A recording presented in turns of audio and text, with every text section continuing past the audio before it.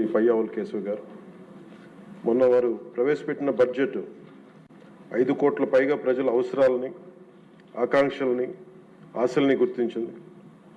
వాటి సాధనకై చాలా బలమైన అడుగులు వేసింది.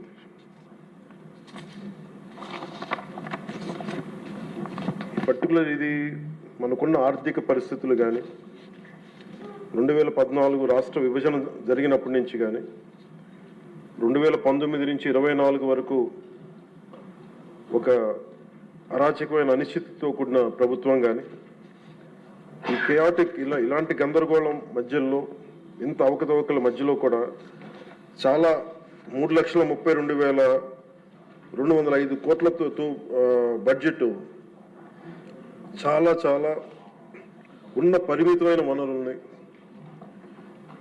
ఉన్న మానవ వనరుల్ని ఎంత జాగ్రత్తగా వాడాలి, ఎంత జాగ్రత్తగా ప్లాన్ చేయాలనేది బడ్జెట్ చాలా చాలా తెలియజేస్తుంది అధ్యక్ష.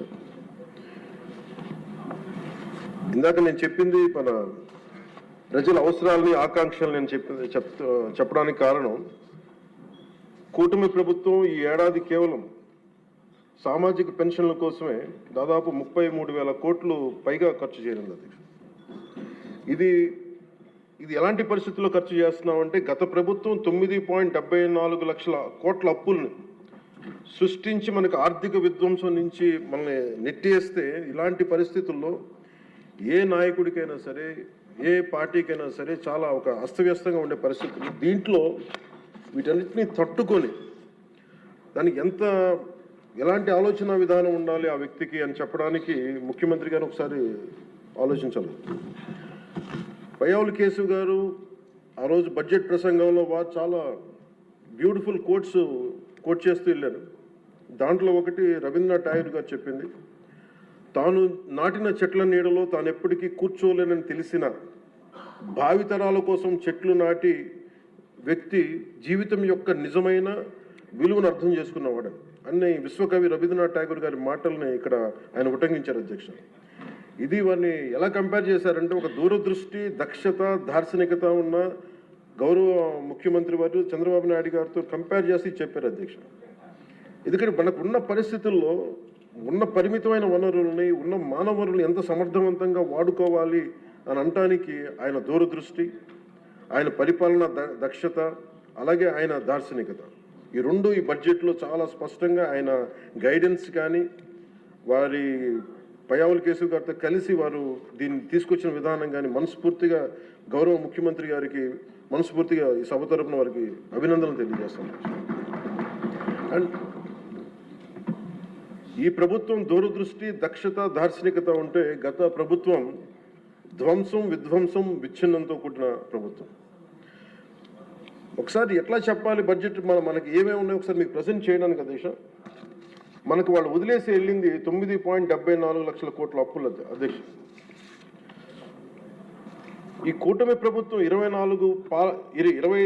నెలలు పాలన సాధించింది ఏంటని చెప్పడానికి ఉదాహరణకి అంటే ఎలా ఉన్నారంటే వీళ్ళు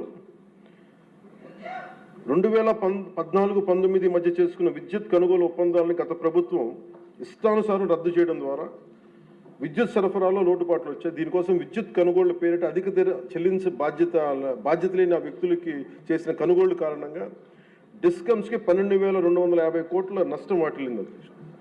ఈ 5 ఏళ్ల అసమర్థ విధానాల కారణంగా విద్యుత్ పంపిణీ సంస్థలు దాదాపు 1.29 లక్షల కోట్ల మేర నష్టపోయాయి. ఈ భారాన్ని విద్యుత్ బిల్లుల రూపంలో మళ్ళీ ప్రజల మీదనే మోపారు. కూటమి ప్రభుత్వం వచ్చిన తర్వాత ఈ విధానాలను రద్దు చేసి ట్రూ అప్ ఛార్జీని పూర్తిగా ఎత్తివేయడమే కాకుండా రాష్ట్ర చరిత్రలో ఎన్నడూ లేని విధంగా ట్రూ డౌన్ పేరిట ప్రజలపై విద్యుత్ బిల్లుల భారాన్ని తగ్గించినారు. అలాగే వాళ్ళు చేసిన అప్పుల వల్ల, వాళ్ళ నిర్లక్ష్య అసమర్థ పాలన వల్ల, ఆర్థిక విధ్వంసం వల్ల రాష్ట్ర అభివృద్ధి 30 ఏళ్ళు వెనక్కి నెట్టవేయబడి ఇవేదో రుజువుల్లో చేయకుండా విమర్శ కాదు అధ్యక్ష. ఇది మనం శ్వేతపత్రంలో ఉన్న వివరాల ప్రకారం, మన జూలై 24 శ్వేతపత్రం ఉన్న వివరాల ప్రకారం వెళ్ళిపోయిన పాలకులు దాదాపు 9,74,000 కోట్ల అప్పులు మన మీద వేసిపోయారు. అందులో వివిధ శాఖల పరిధిలో పనులు చేయించుకుని కాంట్రాక్టర్స్కి, వెండర్స్కి వాళ్ళు చెల్లించకుండా వదిలి వెళ్ళిన అప్పులే 1,35,000 కోట్ల రూపాయలు ఉన్నాయి.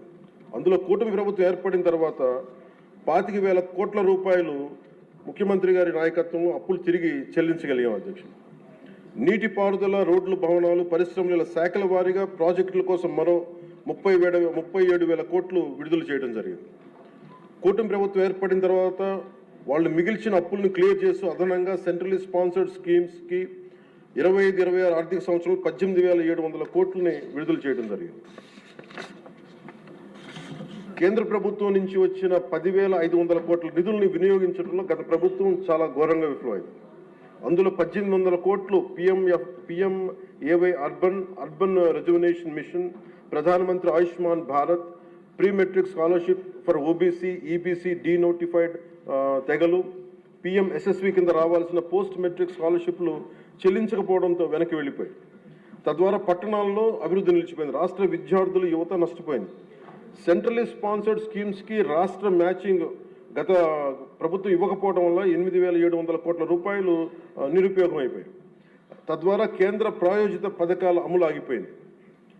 ఇట్లా గత ప్రభుత్వం పూర్తి చేయకుండా వదిలేసి వెళ్ళిన పులివెందులు కానీ, డోన్, ఉద్దానం ప్రాజెక్టులకి తిరిగి మన ప్రభుత్వం వచ్చి 400 కోట్ల రూపాయలు కేటాయించి మళ్ళీ విలేజ్ స్కీమ్ ప్రాజెక్టులను ఈ వేసవిలోని ప్రజలకి అందుబాటులో తీసుకురాబోతున్నాం. మరో 7,910 కోట్ల రూపాయలతో 5 జిల్లాల పరిధిలో మెగా వాటర్ గ్రిడ్ ప్రాజెక్ట్స్ని ప్రారంభించాం. 2027 చివరి నాటికి మొత్తం ప్రాజెక్టులు పూర్తి చేయబోతున్నాం అధ్యక్ష. కూటమి ప్రభుత్వంలో అధికారంలోకి వచ్చిన తర్వాత జల్ జీవన్ మిషన్కి చాలా బలమైన పునరుత్తేజం తెచ్చాం. అలాగే విద్యాశాఖలో కూడా సహచర మంత్రి వర్యులు సోదరుడు నారా లోకేష్ గారి నాయకత్వంలో కూడా చాలా రెవల్యూషన్ చేంజ్ చేసి వచ్చినాయి.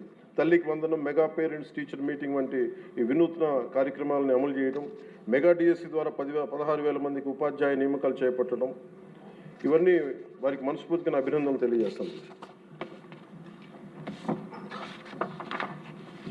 మీ దృష్టికి ముఖ్యంగా జల్ జీవన్ మిషన్ ప్రజలకి తీసుకురావడానికి సభకు కూడా దేశంలో ఉన్న ప్రతి మనిషికి శుద్ధమైన, స్వచ్ఛమైన తాగునీరు అందించాలని గౌరవ ప్రధానమంత్రి శ్రీ నరేంద్ర మోదీ గారి సంకల్పం తీసుకొచ్చిన ఆయన ద్వారా వచ్చిన జల్ జీవన్ మిషన్ సైతం గత పాలకులు నిర్వీర్యం చేశారు.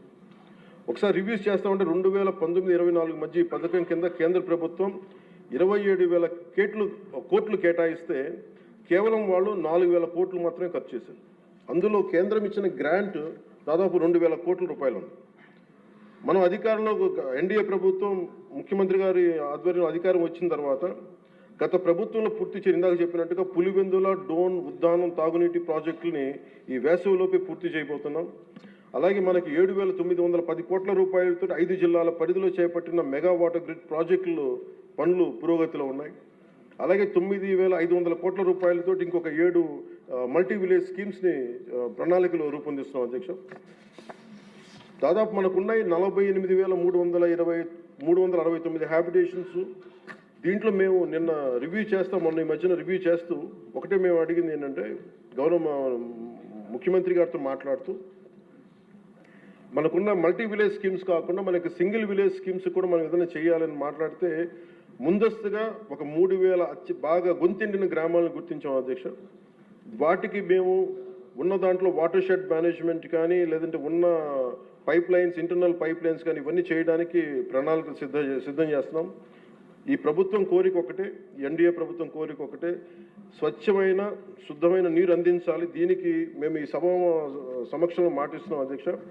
ప్రతి గ్రామానికి దీనికి నీళ్ళు అందిస్తాం. దీనికి ఇది ఈ 48,369 ఈ గ్రామాల్లో ముందస్తుగా ఈ 15 ఈ మల్టీ విలేజ్ స్కీమ్స్ కాకుండా ఇంకొక 3,000 గ్రామాలకి నీరు అందించాలని చెప్పి ఒక బలమైన సంకల్పంతో ముందుకెళ్తా ఉన్నాం.